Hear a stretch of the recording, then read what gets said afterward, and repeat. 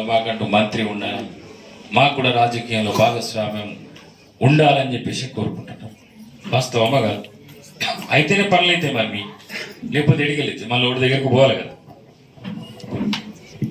సమాజంలో ఆ జాతికి రాజ్యాధికారంలో భాగస్వామ్యం ఉండాలి.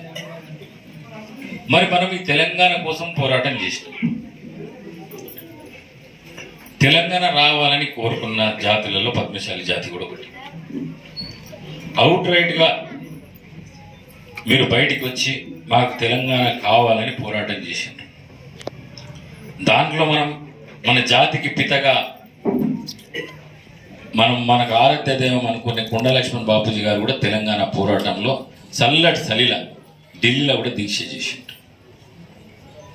దాంతోపాటు సిరిపురం యాదయ్య అనే యువకుడు బలిదానం కూడా చేసుకున్నాడు ఈ తెలంగాణ కోసం. మీరు కూడా తెలంగాణ పోరాటంలో ముందుండి మీరంతా కూడా నాకు తెలిసి మీరందరూ కూడా పాల్గొన్నారు. ఏ పిలిపించినా ఆ పోరాటంలో పాల్గొన్నారు. ఆ రోజు మిలియన్ మార్చ్లో కావచ్చు, లేకపోతే అనేక పోరాటాలు తెలంగాణ కోసం పోరాటం చేస్తే మీరందరూ కూడా తెలంగాణ పోరాటంలో పాల్గొన్నారు. పద్మశాలిలో పాల్గొన్నమాట వాస్తవమా కాదు? మరి తెలంగాణ పోరాటంలో పద్మశాలిలు పాల్గొని భాగస్వామ్యమై తెలంగాణ సాధించుకున్న తర్వాత మరి తెలంగాణలోని పద్మశాలిలకు రాజ్యాధికారంలో భాగస్వామ్యం ఎందుకు లేదని మీరు ప్రశ్నించుకున్నారా లేదా? ఉండాలి కదా. మీరు పోరాటం చేసినప్పుడు మీ వల్ల తెలంగాణ రాష్ట్రం సాధించినప్పుడు, తెలంగాణ రాష్ట్రం ఏర్పాటైనప్పుడు మరి పద్మశాలిలకు రాజ్యాధికారంలో వాటా ఎందుకు లేదు? ఉందా? నిజంగా ఉందని మీరు నమ్ముతున్నారా? లేదు. ఇప్పుడు తెచ్చుకోవాలి. ఎందుకు మరి రాజ్యాధికారంలో వాటా దక్కించుకోలేకపోతున్నామని మీరు ప్రశ్నించుకోవాలి. ఒకటి ఇప్పటికి కూడా చెప్తున్నా, ఏ జాతికైనా నేను ఎవరి దగ్గరికి పోయినా నేను ఇదే చెప్తా, ఏ జాతికైతే రాజ్యాధికారంలో భాగస్వామ్యం ఉంటుందో ఆ జాతియే ఆ రాష్ట్రంలో కానీ ఆ ప్రాంతంలో హక్కులు సాధించుకుంటుంది. ఆ జాతికే గౌరవం ఉంటుంది. లేకపోతే సచ్చిన పింగే ఏ జాతి అయినా సరే బతుకున్నా కానీ సచ్చిన శవంతో సమానమని నేను చెప్తాను. లేకపోతే బతుకుడు కూడా వేస్ట్. అందుకే మీరంతా కూడా ఇలా సమావేశం పెట్టుకున్నది రేపు రాబోయే కాలంలో మనకు రాజ్యాధికారంలో మనకు కూడా వాటా ఉండాలా, మనం కూడా సాధించాలన్న ఒక లక్ష్యంతోనే మీరంతా పెట్టుకున్నారని నేను అనుకుంటాను. మీరందరూ కూడా ఆ దిశగాని అందరిని కలుపుకొని పోవాలన్నా, అన్ని కులాలని అన్ని వర్గాలను కలుపుకొని పోవాలి. మనం ఒక్కటైతే మిగతా వాళ్ళంతా ఒకటైతే అనుకో, మనం ఏడికి గెలుస్తామా? అందరూ అవసరం. వాళ్ళకు మన అవసరం ఉంటుంది, మన అవసరం వాళ్ళకు ఉంటుంది. ఒక సమాజంలో కలిసి ఉన్నప్పుడు అందరినీ కలుపుకోవాల్సిన అవసరం ఉంటుంది.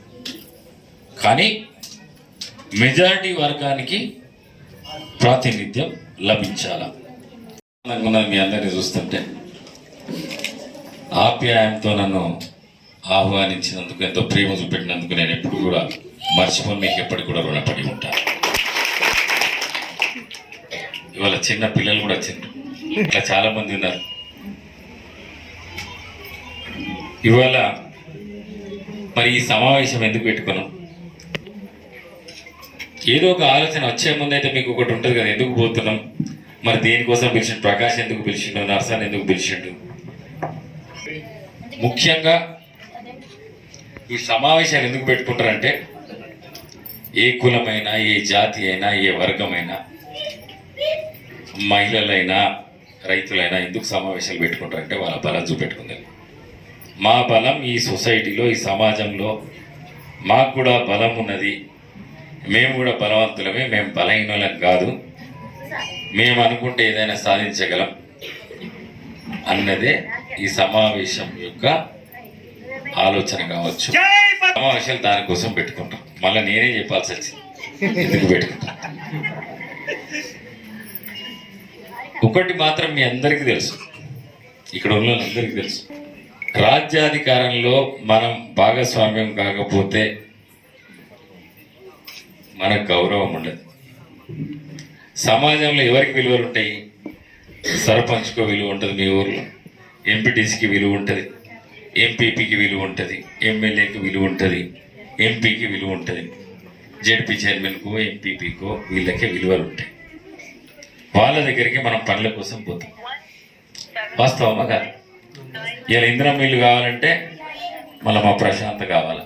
ప్రశాంత్ ఉన్నాడు కాబట్టి శాలువులకి ఏమైనా న్యాయం చేస్తారని మీకు నమ్మకం ఉంటుంది. అదే ప్రశాంత్ లేకపోతే ఇంకోళ్ళ దగ్గరకు పోవాలి.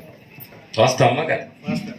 ఇలా అనిల్ ఉన్నాడు కాబట్టి ఇలా మైనింగ్ చైర్మన్, మాజీ ఎమ్మెల్యే, ఇలా కాంగ్రెస్ పార్టీలో ఉన్నాడు, అధికారంలో ఉంది ఆ పార్టీ కాబట్టి అనిల్తోనే ఉన్న పని ఇది. అనిల్ అనేటోడు పద్మశాలి కాకపోయి ఉంటే మీరు ఎవరి దగ్గరికి పోవాలో మళ్ళీ ఎవరి దగ్గరికైనా పోవాల్సి వస్తుంది. అనిల్ ఉన్నాడు కాబట్టి గౌరవం, లేకపోతే మీ సర్పంచ్ పద్మశాలి ఉంటే మీకు గౌరవం, లేకపోతే ఆ జాతి ఏ జాతికి సంబంధించిన వ్యక్తి అవుతుండో ఆ జాతికి గౌరవం. వాస్తవమా కాదు?